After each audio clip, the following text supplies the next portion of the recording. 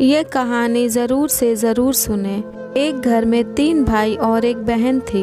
बड़ा और छोटा पढ़ने में बहुत तेज थे। उनके माँ बाप उन चारों से बेहद प्यार करते थे, मगर मंझले बेटे से थोड़ा परेशान से थे। बड़ा बेटा पढ़ लिख कर डॉक्टर बन गया, छोटा भी पढ़ लिख कर इंजीनियर बन गया, मगर मंझला बिल्कुल कामचोर और गंवार बन के ही रह गया। सबकी शादी हो गई। बहन और मंझले को छोड़ दोनों भाइयों ने लव मैरिज की थी। बहन की शादी भी अच्छे घराने में हुई थी। आखिर भाई सब डॉक्टर इंजीनियर जो थे। अब मंझले को कोई लड़की नहीं मिल रही थी। बाप भी परेशान, माँ भी।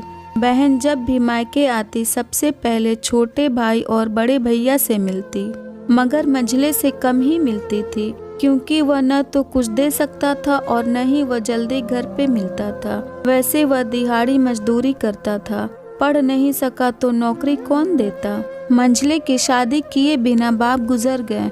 माँ ने सोचा कहीं अब बंटवारे की बात ना निकले, इसलिए अपने ही गांव से एक सीधी सादी लड़की से मंझले की शादी करवा दी। शादी होते ही न जाने क्या हुआ कि मंझला बड़े लगन से काम करने लगा। दोस्तों ने कहा, ए चंदू आज अड्डे पे आना। चंदू आज नहीं फिर कभी। दोस्त, अरे तू शादी के बाद तो जैसे बीवी का गुलाम ही हो गया। चंदू, अरे ऐसी बात नहीं, कल मैं अकेला एक पेट था तो अपने हिस्से की रोटी कमा लेता था, अब 2 पेट हैं आज, कल और होगा।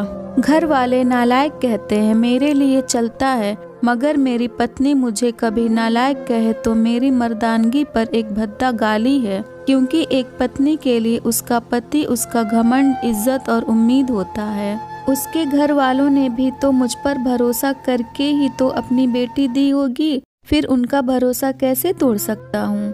कॉलेज में नौकरी की डिग्री मिलती है और ऐसे संस्कार माँ बाप से मिलते हैं। इधर घर पे बड़ा और छोटा भाई और उनकी पत्नियां मिलकर आपस में फैसला करते हैं कि जायदाद का बंटवारा हो जाए, क्योंकि हम दोनों लाखों कमाते हैं, मगर मंझला ना के बराबर कमाता है। ऐसा नहीं होगा। माँ के लाख मना करने पर भी बंटवारे की तारीख तय होती है।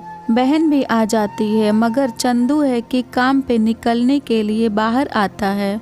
उसके दोनों भाई उसको पकड़कर भीतर लाकर बोलते हैं कि आज तो रुक जा, बंटवारा कर ही लेते हैं। वकील कहता है ऐसा नहीं होता, साइन करना पड़ता है। चंदू, तुम लोग बंटवारा करो, मेरे हिस्से में जो देना है दे देना, मैं शाम को आकर अपना बड़ा सा अंगूठा चिपका दूंगा पेपर पर। बहन, अरे बेवकूफ, तू गंवार का गंवार ही रहेगा। तेरी किस्मत अच्छी है कि तुझे इतने अच्छे भाई और भैया मिले। माँ, अरे चंदू आज रुक जा।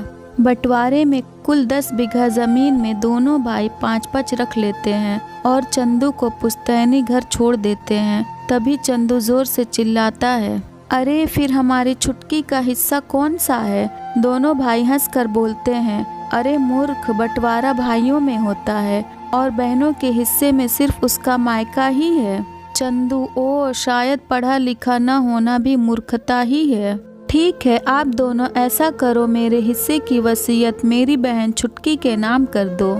दोनों भाई चकित होकर बोलते हैं, और तू? चंदू माँ की ओर देख के मुस्कुरा के बोलता है, मेरे हिस्से में माँ है ना।